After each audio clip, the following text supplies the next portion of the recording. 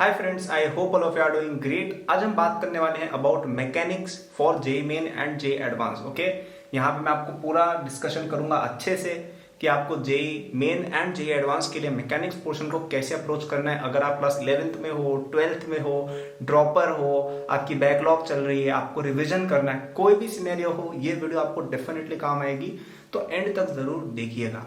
My name is Kalpit Veerwal. I was the all India rank 1 in JEE 2017। JEE Main में full marks रहे थे हमारे 360 out of 360। और इस चैनल पर हम डिस्कस करते हैं बहुत अच्छे से about different aspects of JEE preparation and academics. So don't forget to subscribe to this channel and like this video, ताकि आपको इसी तरह की कई सारी वीडियोस रिकमेंड होती रहे, नोटिफिकेशन वगैरह जो भी चीजें आप कर लीजिए। अब चलिए अपन शुरू करते हैं इस वीडियो के साथ। तो मैंने ये देखिए टॉपिक्स लिख दिए, क्या क्या डिस्कस करना है। एक छोटा मोटा ओवरऑल अपन यहाँ पे एक डिस्कशन करेंगे कि चैप्टर्स में क्या इंपॉर्टेंट है और कैसे आपको अप्रोच करना है। ठीक है, आप चाहे तो मैं इन पे इंडिविजुअल वीडियोस भी बना सकता हूँ। कमेंट करके मुझे बता दीजिएगा आपको किस टॉपिक पे इंडिविजुअल वीडियो चाहिए या सब पे ही चाहिए। मैं समय निकाल के सब पे बना दूंगा। ओके, और अगर आप फ्यूचर में देख रहे हो तो सर्च कर लेना कि भाई कल्पित वीरवाल काइनेमेटिक्स, ऐसा कुछ आपको शायद मिल जाए। तो चलो अपन शुरू करते हैं सबसे पहले नोट्स के साथ। नोट्स क्या है? नोट्स गाइस ये है कि आपको अगर जे प्रिपरेशन के लिए बहुत ही अच्छे फ्री नोट्स चाहिए ना, बहुत ही अच्छे क्वालिटी के फ्री नोट्स चाहिए, तो आपके लिए मैंने बनवा रखे हैं मेरी ऐप एकेडबूस्ट ऐप पर। ठीक है, तो डिस्क्रिप्शन में जाइएगा, वहां पे आपको ऐप का लिंक मिल जाएगा। वहां पे आप नीचे स्क्रॉल करेंगे ना थोड़ा सा, तो आपको ये free notes, free short notes ये मैंने बनवाए हैं कुछ आपके लिए, वो आपको मिल जाएंगे। काफी अच्छी चीज है ये, आप इनको जे प्रिपरेशन के लिए यूज करो, काफी अच्छा लगेगा। अगर कुछ देना चाहते हो इसके लिए, वैसे तो फ्री है, तो आप एक ऐप को रेटिंग रिव्यू दे देना, that will be very good for us. Okay, और वहां पे मेरे कई सारे कोर्सेज वगैरह भी, अगर आप मुझे पढ़ना वढ़ना चाहते हो तो वो सब आप देख सकते हो आफ्टर दिस वीडियो। अब अपन बात करते हैं, चलिए नोट्स का डिस्कशन तो हो गया, अब बात करते हैं काइनेमेटिक्स के साथ। ठीक है, अब चैप्टर वाइज अपन थोड़ी देर बात करेंगे। तो काइनेमेटिक्स गाइस इतना कोई डिफिकल्ट चैप्टर नहीं है। ओके, स्पेशली अगर आप क्लास 12th में वीडियो देख रहे हो, मतलब आप थोड़ी बहुत प्रिपरेशन कर चुके हो, इतना डिफिकल्ट चैप्टर नहीं है। ये डिफिकल्ट किनको लगता है? जो एकदम पहली बार 11th में बच्चा आया है। तो अगर आप वैसे बच्चे हो तो इसको थोड़ा बहुत आप टाइम दे दो, थोड़े बहुत क्वेश्चंस कर लो, केवल एक वजह से, ताकि आपको vectors, equation solving, basic algebra, basic physics, इन सब की अंडरस्टैंडिंग हो जाए। कोई ज्यादा डिफिकल्ट चैप्टर नहीं है ये, जेईई में डायरेक्टली सवाल आता भी नहीं है, और आएगा भी तो आप सभी लोग कर लोगे। ठीक है, अगर आपसे अभी नहीं हो रहा है ना, बाद में डेफिनेटली होने लग जाएगा, तो इसको हम ज्यादा डिस्कस करेंगे नहीं। ठीक है, ये चैप्टर अपना डिस्कस हो गया। बाय द वे ये पूरा का पूरा जो वीडियो है ना, ये एज अ टेक्स्ट फॉर्मेट भी मैंने बना रखा है अपने ब्लॉग में, तो डिस्क्रिप्शन में उसका भी लिंक दे दूंगा, या आप ऐप पर जाके भी ब्लॉग वहां पे डाल रखे देख सकते हो।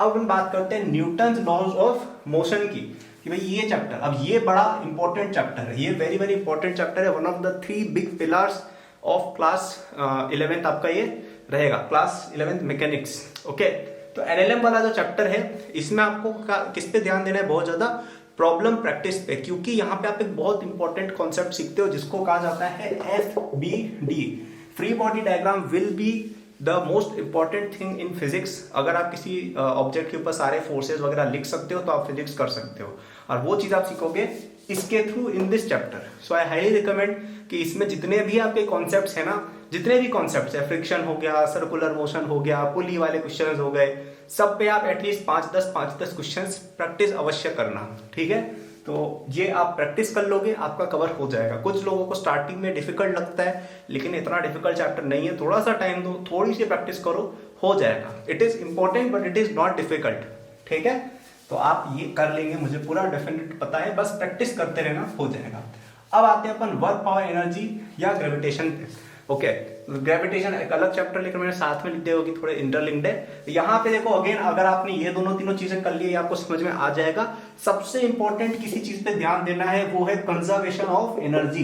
कंजर्वेशन ऑफ एनर्जी अगर आप सीख गए अच्छे से करना, और कहाँ कहाँ अप्लाई करनी है, कहाँ कहाँ नहीं करनी है, कहीं कहीं पे अप्लाई नहीं हो सकती है। ठीक है, वो अगर आप सीख गए तो आप ग्रेविटेशन भी कर लोगे, क्योंकि ग्रेविटेशन में ज्यादातर सवाल ही यही आता है कि कंजर्वेशन ऑफ एनर्जी आपको किसी तरह से लगाना है, या ज्यादा से ज्यादा केपलर लॉ वगैरह घुसा देंगे। ठीक है, तो ये 2-3-4 जो कॉन्सेप्ट्स है वो आप अच्छे से पढ़े। कंजर्वेशन ऑफ एनर्जी के जितने ज्यादा क्वेश्चंस कर पाओ उतना बढ़िया, पूरी तरह से आपको क्लियर होना चाहिए कंजर्वेशन ऑफ एनर्जी से कैसे हम चीजें सॉल्व करते हैं और कहाँ कहाँ पे अप्लाई नहीं हो रही है। और इसका एक छोटा भाई भी आता है, वर्क एनर्जी थ्योरम, वेट। ठीक है, इसको भी आप प्रैक्टिस करें। ठीक है, ये दोनों आपके काफी बड़े हथियार रहेंगे। ठीक है, so conservation of energy, work energy theorem, this will be very very big weapons in your arsenal for JEE preparation. तो इन दोनों के बारे में आपको अच्छा नॉलेज होना चाहिए इन दिस चैप्टर्स। ठीक है।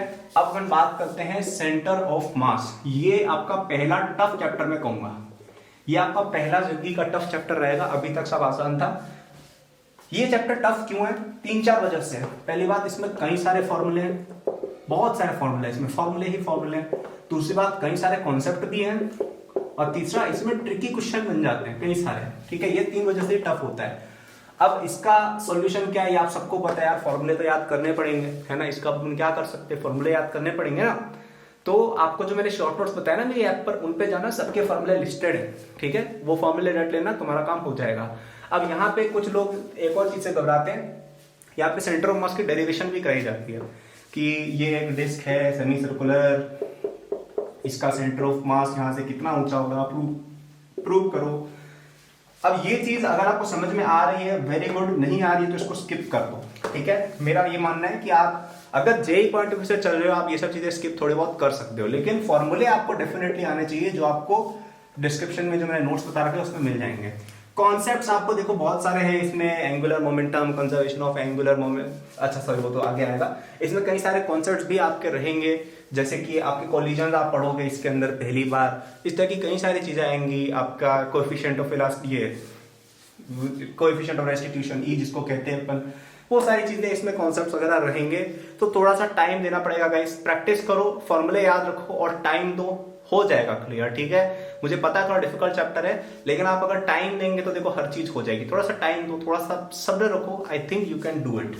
अब आता है थर्ड वाला पार्ट, जो है ट्रिकी वाली चीज। अब ट्रिकी वाली चीज को गाइस अवॉइड करने का एक ही तरीका है कि आप ये तीनों चीजें क्लियर रखो, तो आपसे ये हो जाएगा, ठीक है। ट्रिकी कैसे बनेगी चीज, जैसे कई लोग कॉलिजन के क्वेश्चन नहीं कर पाते, क्यों? क्योंकि कॉलिजन के अंदर आपको कंजर्वेशन ऑफ एनर्जी वगैरह भी लगाना पड़ता है, ओके, मतलब डिपेंडिंग ऑन किस तरह का कॉलिजन है, उसमें आपको एनएलएम भी लगाना पड़ता है, वर्क और एनर्जी भी लगाना पड़ता है, राइट। तो इस वजह से कई बार क्या होता है कि वो चीज थोड़ी सी मिक्स हो जाती है।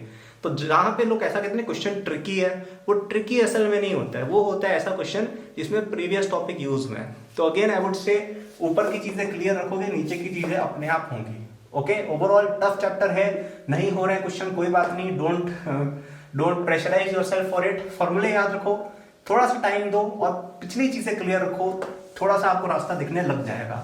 अब आते हैं अपन नेक्स्ट चैप्टर, जो इससे भी ज्यादा टफ है और यहाँ पे ज्यादातर बच्चों की जेईई प्रिपरेशन बिगड़नी चालू हो जाती है, वो है आपका रिजिड बॉडी डायनेमिक्स या रोटेशन मोशन। एक ही बात बोलूंगा, इसमें भी ये तीनों इश्यूज हैं। फॉर्मूले भी बहुत सारे, मोमेंट ऑफ इनर्शिया के फॉर्मूले हैं दुनिया भर के, कई सारे इसमें नए कॉन्सेप्ट आते हैं, टॉर्क हो गया, एंगुलर मोमेंटम हो गया, मोमेंट ऑफ इनर्शिया इटसेल्फ एक नया कॉन्सेप्ट है आपके लिए, राइट।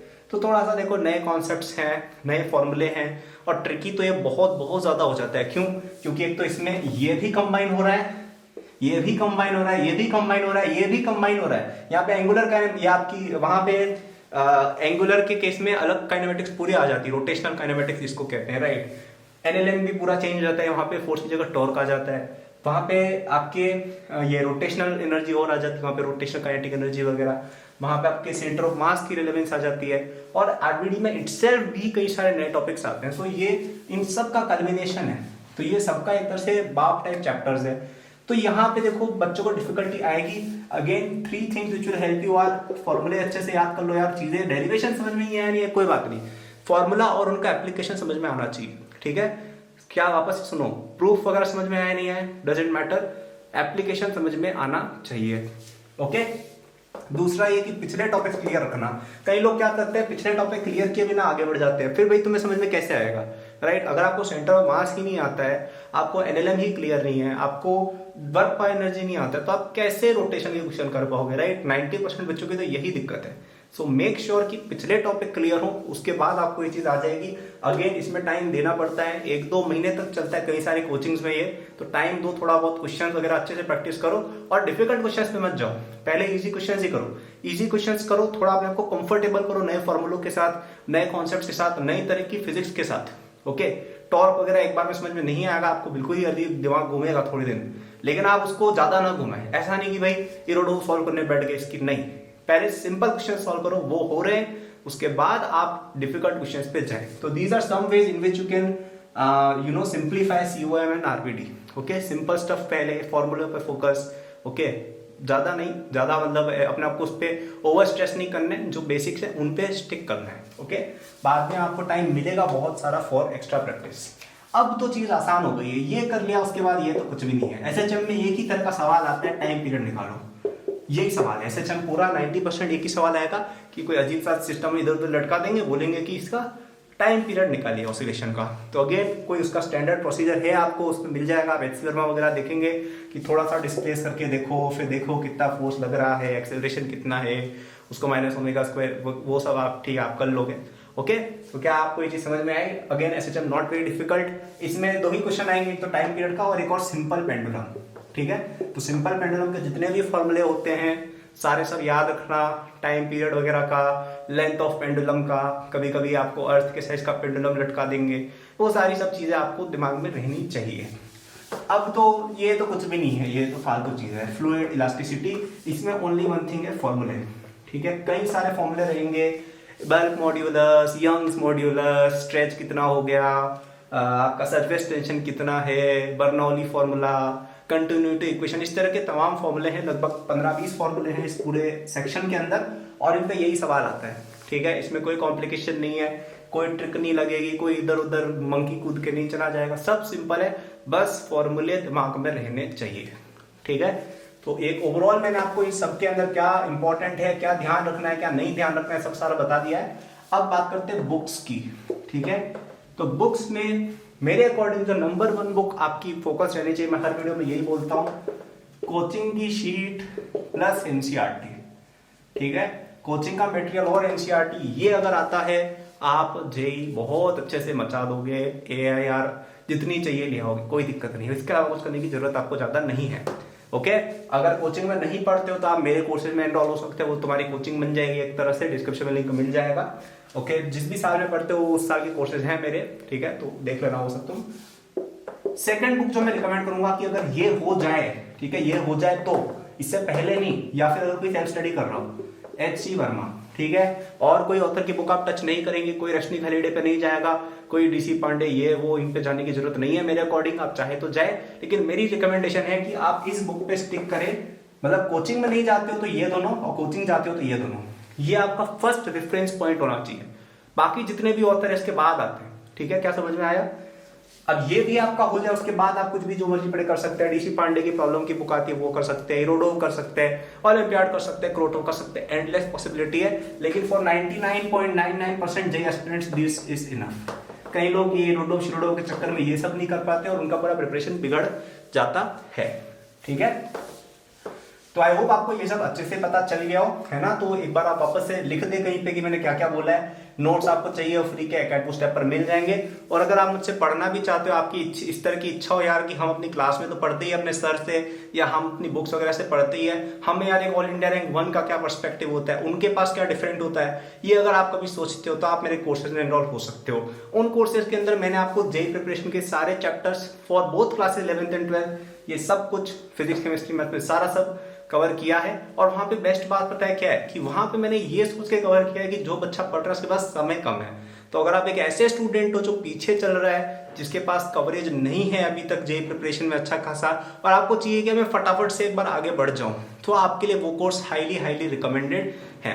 तो उसके अंदर मैंने आपका लेट से आपको एनएलएम पढ़ना है। अब एनएलएम आप कहीं पढ़ेंगे 60-70 घंटे लेंगे, मैं आपको वहां पे जो इंपॉर्टेंट कॉन्सेप्ट से बता दूंगा इन 1 to 2 आवर्स मैक्स। ठीक है, मेरे वहां पे रिकॉर्डेड वीडियोस है कई सारे, मैं आपको 1 to 2 आवर्स में एनएलएम के सारे कॉन्सेप्ट समझा दूंगा, फिर मैं आपको कुछ क्वेश्चंस करा दूंगा और फिर आप एक बार रेडी टू गो हो जाओ। फिर मैंने आपको कई सारे क्वेश्चंस वगैरह सप्लाई किए, उनको आप करते जाइएगा। ठीक है, तो it is something you can use as a supplement. तो आप अगर मेरे कोर्सेज में एनरोल होते हैं, आई थिंक 20 to 30% आपकी प्रिपरेशन इजीली बूस्ट हो जाएगी। मतलब आपको एक थोड़ा रिलीफ मिलेगा यार कि अपनी कोचिंग में अगर हम स्ट्रगल कर रहे थे, भैया हमारे साथ हैं। Okay, so thank you for watching this video. I hope ये टॉपिक्स के बारे में आपको कुछ पता चला हो। अगर आप इंडिविजुअल वीडियोस चाहते हो कमेंट करके मुझे बता दो, नोट्स वगैरह चाहिए हो तो एकेडमी स्टेप पर मिल जाएंगे, पढ़ना चाहते हो तो भी आपको वो सब ऐप पर मिल जाएगा। डिस्क्रिप्शन में जाना, तुम्हारी सारी जो भी इश्यूज वगैरह है ना, सारा सब क्लियर हो जाएगा। मेरे सोशल हैंडल, तुम्हें मुझे कुछ मैसेज करना हो, ट्वीट करना हो कुछ, या कुछ पढ़ना हो, जो भी है सारा सब डिस्क्रिप्शन में दे रखा है। Thank you for watching, all the best, take care.